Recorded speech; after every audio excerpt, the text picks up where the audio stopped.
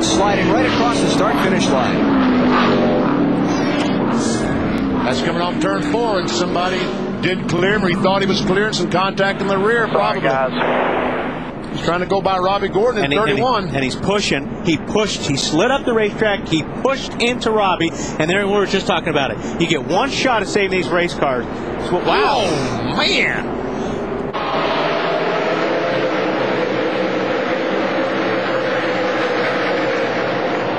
Already, the 10 car, Scott Riggs. So coming. We got another car. They're wrecking. Greg Biffle's in the wall. That's Kurt Busch, the championship leader, the blue and yellow car on the bottom of the racetrack. How much damage? I don't think he got much damage out of that. Oh, and Greg goes head on in the wall. There goes the 51 of Reigns around, and that's where he got the damage to the right front on the 97. Yeah. The 51 and the 97 made contact as they were spinning. All that damage to Greg Biffle's car, and they weren't even in fourth gear yet. So we talked about a couple things a few minutes ago. People getting in trouble, championship contenders. Seen that with Kurt Busch already. Up front of you, stay low as you can, stay low as you can. Oh man, more than that. Yeah. Sting into flames. Ken Schrader with a scary moment. Dale Jr., the other one involved in the crash.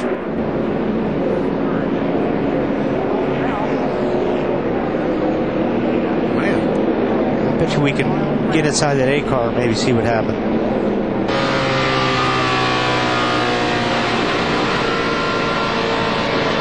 Oh, blew up. Yeah.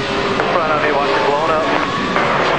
And all of that oil and water that hit Dale Jr.'s camera also hit his tires. Yes. And that's why he got into the wall.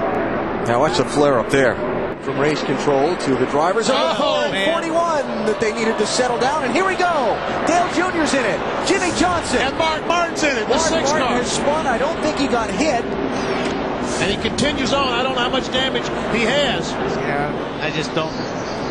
In the 4 car, just come up and get in the 41 car and kind of turn him around. There's Jimmy Johnson. He runs into, who's he going to hit? The 25. And Jeff Gordon somehow gets through this. And Mark Martin. You got a lot of guys in that top 10 of points right there. Dale Jr. got turned around. Mark Martin really dodged a bullet on this deal. This could have cost him a shot at that top 10 right there. It's Mark and Dale Jarrett that bounced off each other a little bit. Dale Jr. has some pretty serious damage on that 8 car. Still there. Clear, clear. And behind you. Caught you. Wow. Wow is right. And from Dale Jr.'s view, this won't be pretty. Go low, go low, go low. With Waltrip's teammate, Dale Earnhardt. Oh, trouble. Turn two. 2 cars. Ward Burton for 3 the second cars. time this weekend. He takes Ken with Kenseth, him. 4 Ricky cars. Craven, Kenny Schrader. Left of your screen. Right in front of Matt Kenseth. There you see the tire. Yeah, you saw the right tire. there. It just like it almost blew out. And Kenseth went to the bottom and almost got by. And Ward comes down off the banking, which normally will happen. Boy, a number of guys. Look at Rusty Wallace. Dale Jarrett and Jeff Gordon at it. We got a wreck in turn 2. Oh, and a terrible wreck. One car is absolutely disintegrated as Johnny Benson clobbered a car coming down off, and Ricky Craven has been caught up in it.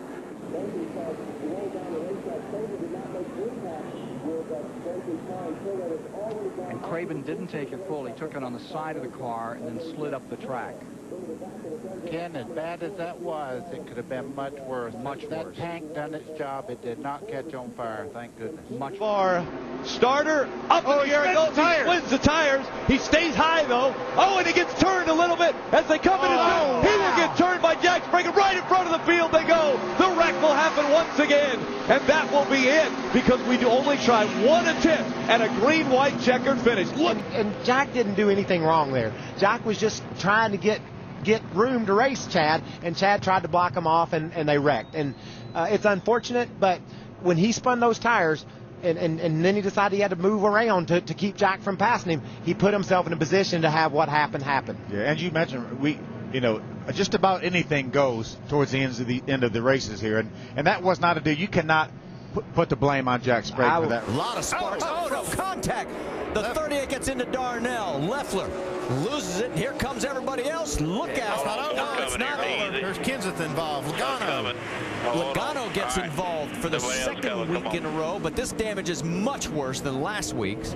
They're trying to get woed down, and they start getting sideways and start getting into each other. You see right here, Casey Kane does, look at this, does a great job to miss all this. Finish line, it only took probably 5 miles. That's Steve Park. Steve Park gets spun around. Oh, back up to the wall he goes. Wow, that was a tough blow. And Fedewa just adjusted his line just enough to mess Steve up. I mean, Tim he didn't even know Steve was there. He made a small adjustment in his line. Steve had to react to that. Boom. Gets into the side of him and wrecks. Yeah, it wasn't a situation. Here comes the impact. You can watch slow motion. God. Wow, look at the 16-inch truck buckle. Look at the damage to the left front corner of that 67 truck of Steve's. Violent. Thank the Lord for the safer barriers. Pretty hard hit by the 07 of Eric Norris. But they got trouble again off turn 2. It's like Paul Menard. 3 cars involved this time. Make it 4 coming off turn 2. Almost the exact same thing we saw happen to Logano.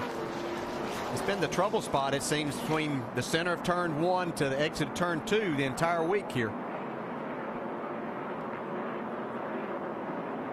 See Kyle Busch makes a, man, he just barely missed that. Still missing it. Wow, that was a great job by Kyle Busch for sure.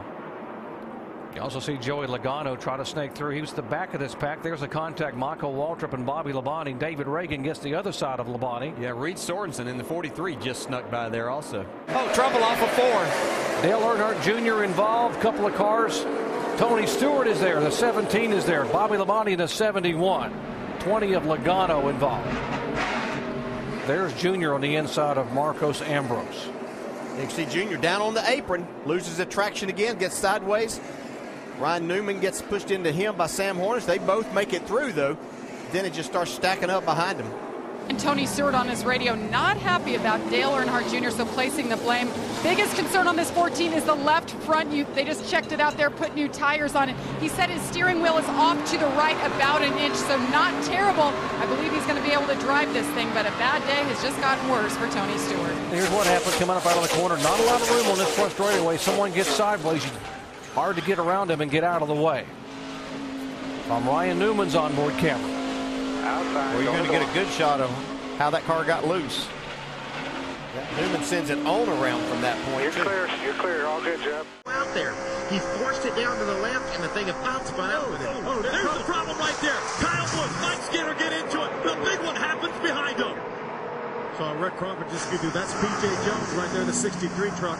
That was on fire for somebody, but they can't do it from track level. You could see Skinner just pushed a little bit up off that corner, just like he had done off 4 the lap before, trying to hold it down. The thing just the front end got away from him, and Kyle changed lanes. If Kyle doesn't change lanes, Mike doesn't hit him. But Kyle figured it was fair to change lanes. Yeah, Kyle was just running through the center. He wanted to move to the inside of Chad McCumbee. And unfortunately, when Mike Skinner eased up the racetrack a little bit, they made the contact, and this is what ensued. Look at that violence. Parts and pieces flying. Look at Jack Sprague. Jack Sprague trying to make his way through there.